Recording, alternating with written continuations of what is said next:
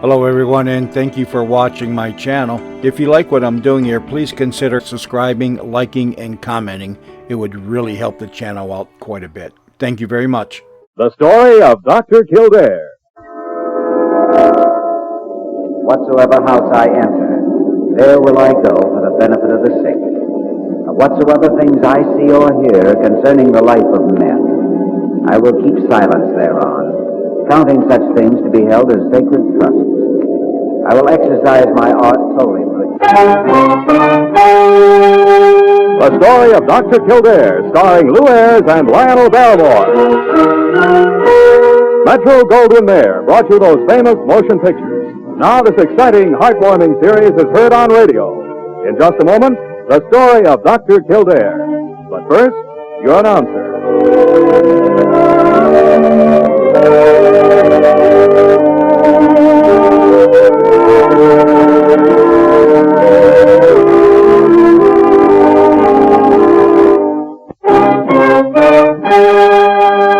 Now, the story of Dr. Kildare, starring Lou Ayres as Dr. Kildare and Lionel Barrymore as Dr. Gillespie.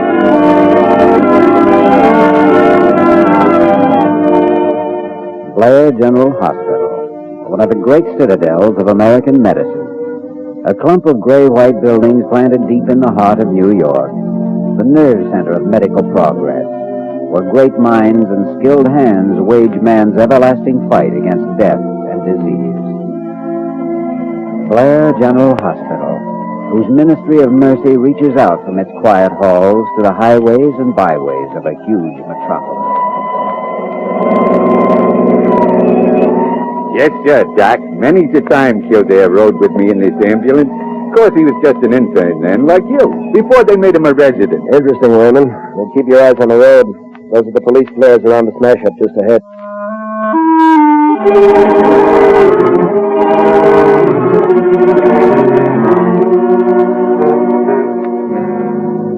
She was unconscious when Wayman and I got there, Dr. Kildare. I couldn't bring her to. Deep shock, Morton. She's had tetanus antitoxin, of course. Yes, sir. 100,000 units. The leg looked pretty bad, so we rushed her right in. Boy, I come in from Riverdale and nothing flat. You should have seen me, Doc. I've seen you, Wayman. Nurse. Yes, doctor? Blood plasma. Supplement with glucose intravenous. Yes. Morton, how long had you been lying there on the road? At least a half an hour, I imagine. Not much traffic out there this late at night. Too bad. Might have made a lot of difference.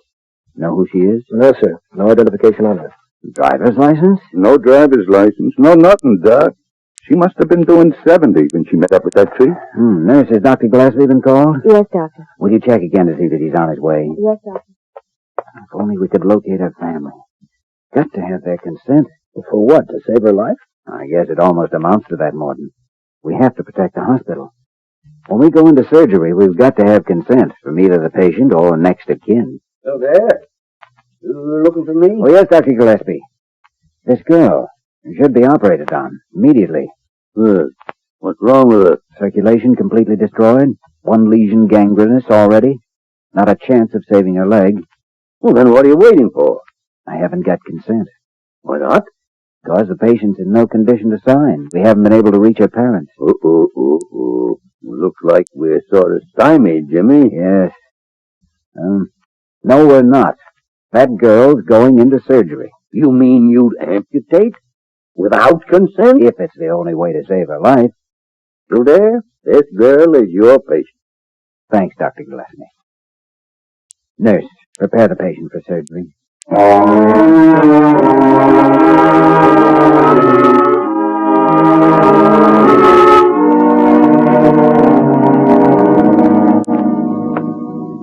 Good morning, Dr. Kildare. Good morning, nurse. Oh, how's our patient? Miss Northrup, the amputee? Yes. Oh, no change, doctor. Despondent, uncooperative. Apparently no desire to overcome her handicap. Been the same for 3 months now. It's understandable. I could only find someone who knows her. Not easy for an attractive young girl to accept the loss of a leg. You mean mentally, doctor? Yes. Well, that's my problem. I'll go in and see her now.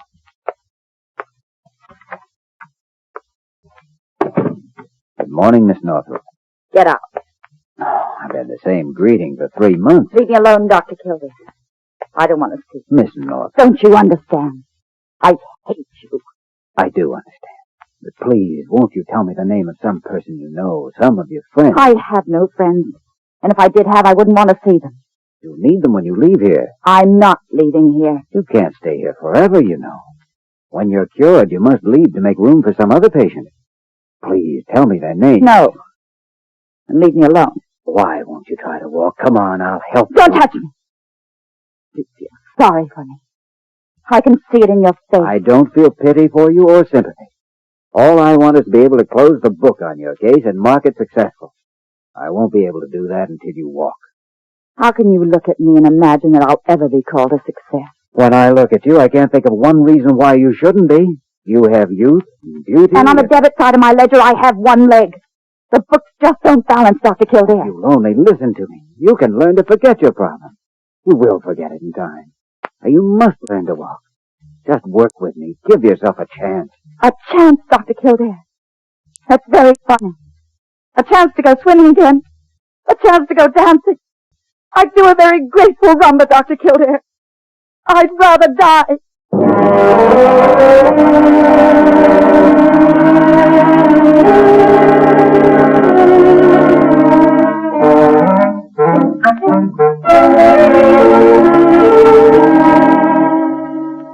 Nosy!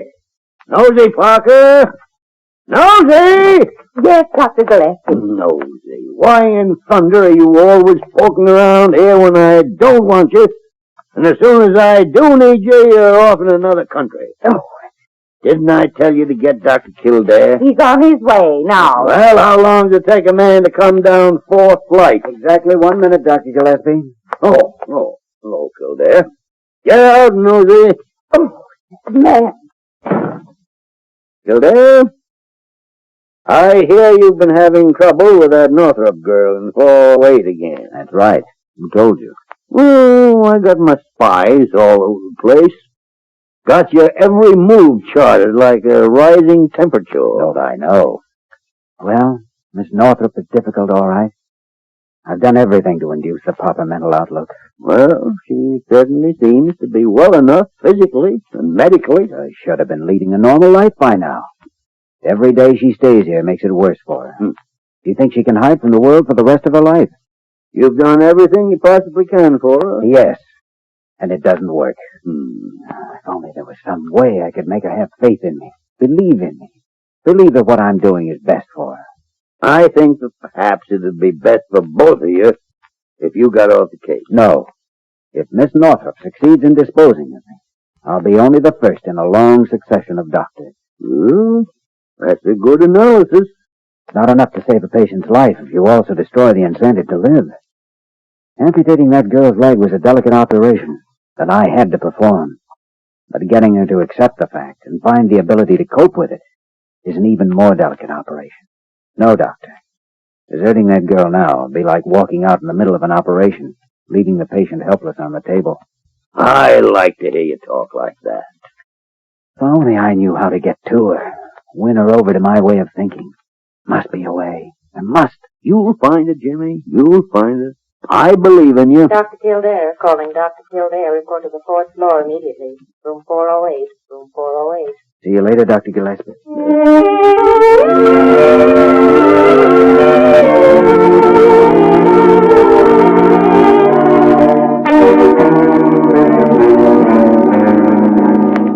I've got every right in the world to see her. I know she wants to see me. You want me, nurse? Oh, Dr. Kildare. Dr. Kildare. They told me you were her doctor. You've got to let me in to see her. Whoa, now slow down here a minute. Who is it you wish to see? Marjorie Northrup. We've been engaged for over a year, Doctor. Where have you been for the last 3 I months? was looking for her. Please take me to her, Doctor. What's your name? Willard Mason. What's wrong with her? She'll be all right. Well, then you let me see her. No. Miss Northrup has issued orders that no one is to see her. The hospital has to abide by those orders. No one will stop me from seeing her. Just tell her that Willard Mason is here, that's all. No, it's no use. I think particularly you're the one person she's afraid to see. What? Afraid to see me? Well, why? Mr. Mason, she was in an automobile accident. It was necessary to amputate her right leg. Amputate? No, I don't believe you. You still want to see her? More than ever. She knows how much I love her.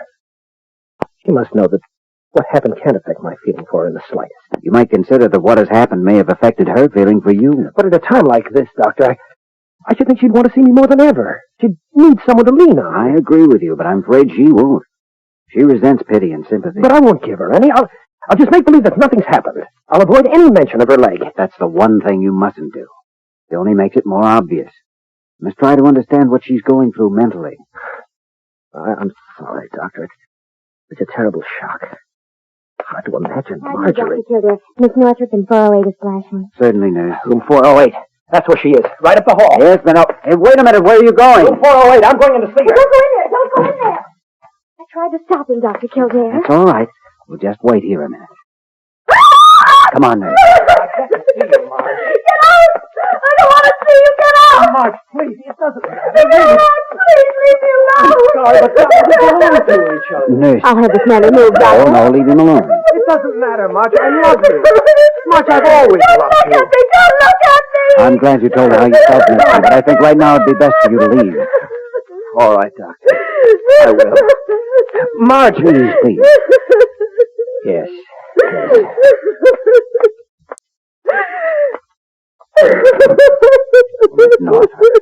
Miss Northrup, surely you know now that what happened to you doesn't matter to him or anyone else. He still loves you, and if you love him, that's all that matters. Oh, please try to understand. He saw me. He saw me. Yes, he saw you, and you've lived through it. When you lose the fear that you now have of facing people, you'll have won your fight. Don't you see? I see. I see everything. You planned his coming here to humiliate me. I hate you, Dr. Kildare. I hate you.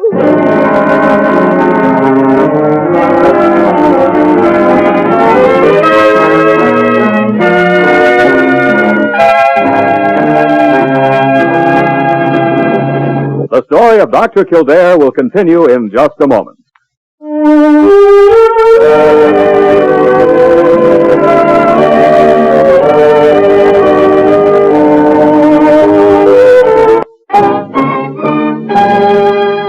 Now we continue with the story of Dr. Kildare, starring Lou Ayres as Dr. Kildare and Lionel Barrymore as Dr. Gillespie.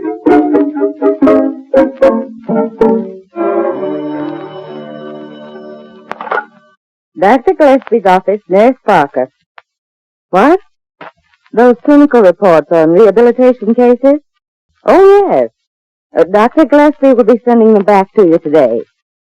Certainly. Afternoon, Parker. Dr. Gillespie in? Oh, yes, Dr. Kildare. And is he anxious to see you? Really? Trouble, Parker? Trouble. Dr. Carew just left the office black as a thundercloud. That's not an unusual occurrence in this office. Dr. Carew was yelling that Gillespie had better let you off that Northrup case immediately. Oh, I see. Thanks for the tip, Parker. Parker, what's all the whispering for? There. Well, come here. Sit down. Now, tell me how you're coming on with the Northrup girl. Well, Dr. Gillespie, I'm afraid I'm going to have to give up on this one. Jimmy, you don't fool me. You've never admitted defeat in your life.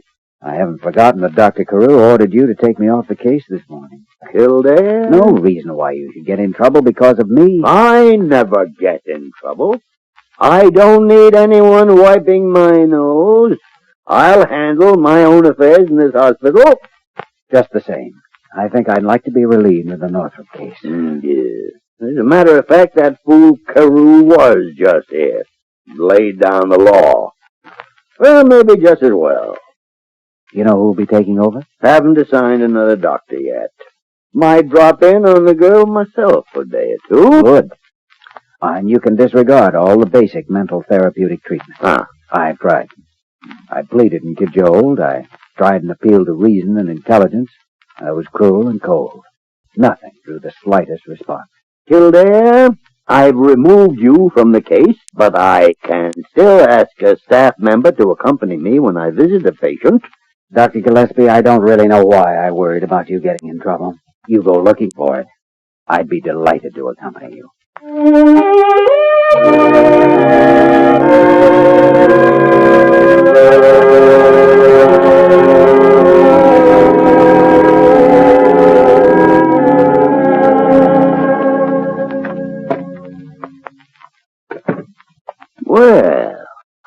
early today, Miss Northrup. Hello, Dr. Gillespie. What is Dr. Kildare doing here? I thought he was relieved of my case. Well, now, Kildare is showing me round until another doctor is assigned to you. It's just procedure. I have to learn all the facts. Let's say Kildare is a guest. Not my guest. Dr. Kildare saved my life when he amputated my leg. I preferred to die. So I'm not grateful to him for what remains of me. Miss Northrup, since I'm no longer your doctor, may I just say one word as a friend? As a friend? Yes. You seem to feel you have no value in society, but believe me, you have a place. A worthwhile place, and it's waiting for you whenever you make up your mind that you're ready. The sooner, the better. Dr. Gillespie, make him get out. I don't have to listen to him now, do I? Certainly not. Well, you heard the young lady. What? Kildare, I'm beginning to get the impression that you were derelict in your duty. There's no reason for Miss Northrup to be in such an emotional state. Perhaps I was the wrong doctor for her. You certainly were. You certainly were. I tried my best. Your best wasn't good enough. Not good enough, Kildare. Not good enough. Do you understand? Yes, I quite understand. Miss Northrup, I promise you won't have to see Dr. Kildare again. Is that better? Much better. You know, there's no reason for you to remain in your bed. As your doctor, I recommend that you get around a little. No. I don't want even you to see me in my condition. Oh, I don't want you to go outside this room. I just want you to be comfortable here. Warm? Why not sit over near the window? I won't leave my bed. You mean you don't have the courage? You wouldn't even do it if you were alone. You said I didn't have to listen to him, Dr. Gillespie. That's right. Kildare, you'll report to my office when we finish here. All right, Doctor. And don't you ever dare to accuse Miss Northrup of not having courage. If and when she wants to go to the window, I am sure she'll do so. Yes. Yes. I think I'd like to go there now. Good girl. Good girl. There. Now we'll just push you over here where you can get a little fresh air. There. Now, how does the outside world look to you? Going on as usual, just as you remember it? Yes. Everything just as It's horrible. Horrible. Take me back to my bed. What's the matter? This girl's playing tennis. I can't stand it. Well, Kildare, isn't that blonde girl down there Evelyn Williams? Evelyn Williams? Yes, yes. Don't you remember? Evelyn Williams. Yes. Yes, I do remember. Kildare, where are you going? I think I may have found an answer to that problem, Dr. Gillespie. I'm going to see Evelyn Williams. Yeah. You may have found an answer, Kildare.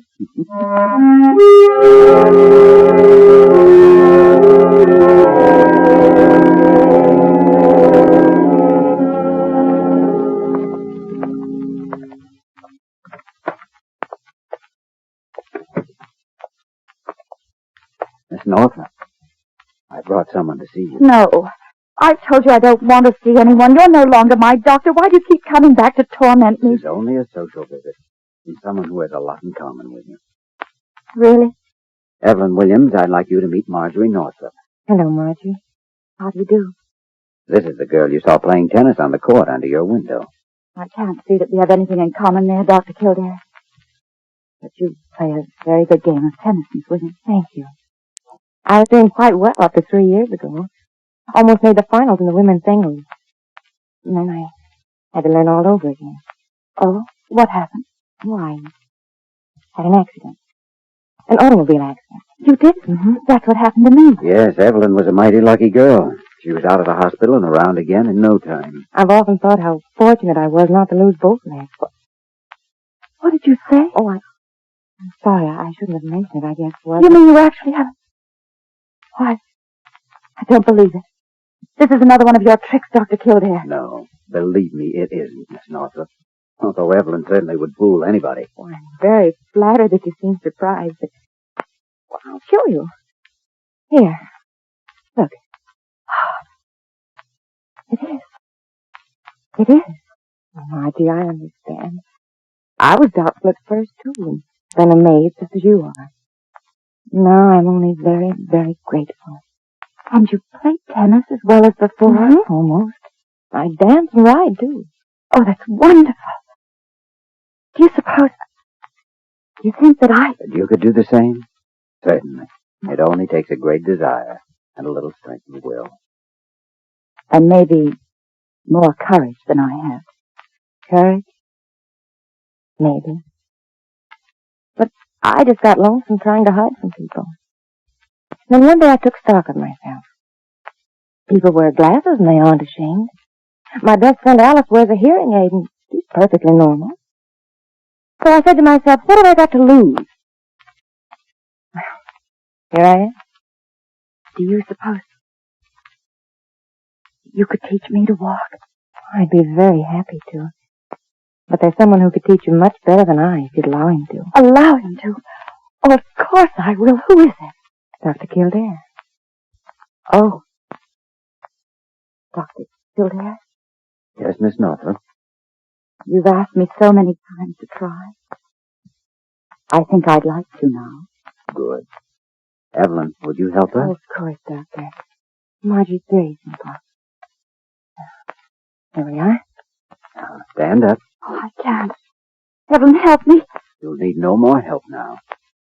Stand up. I am standing. Now, walk slowly toward me. I can't. Walk. You've been walking all your life. You have two legs just as you always have. Walk.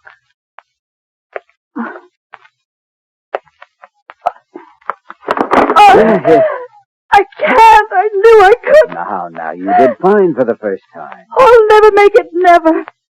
I wasn't meant to walk again.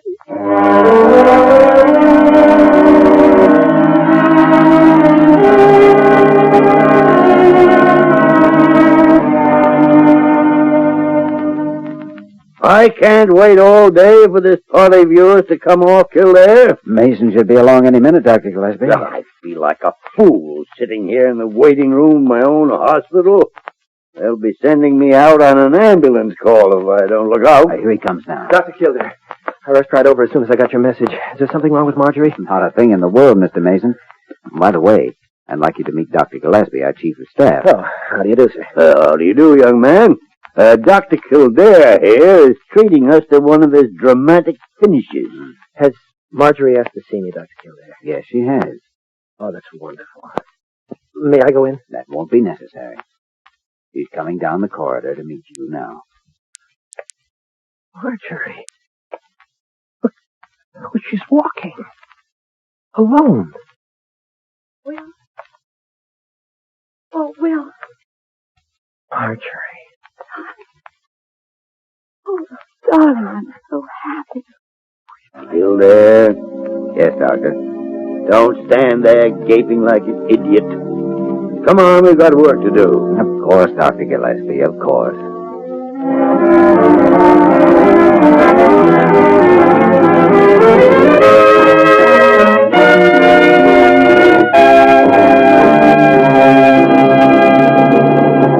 In just a moment, we will return to the story of Dr. Kildare.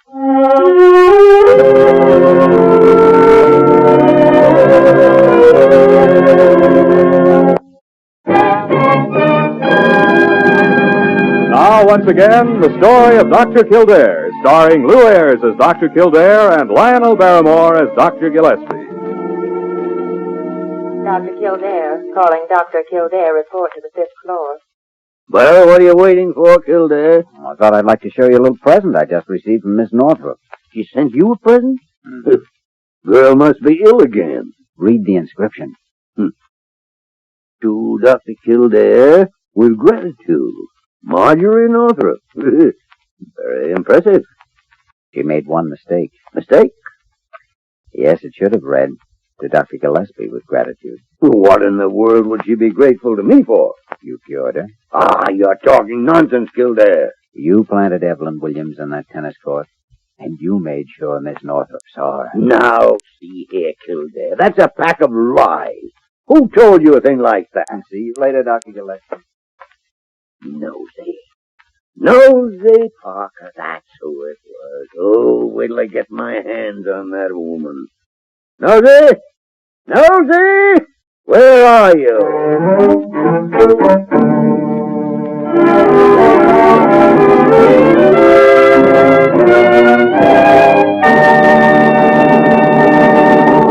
You have just heard the story of Dr. Kildare, starring Lou Ayres and Lionel Barrymore. The story of Dr. Kildare is presented by arrangement with Metro-Goldwyn-Mayer, producers of the Technicolor picture That Forsyte Woman, starring Errol Flynn, Greer Garson, Walter Pitchin, Robert Young, and Janet Leigh. The program was directed by William P. Russo, with original music composed and conducted by Walter Schumann.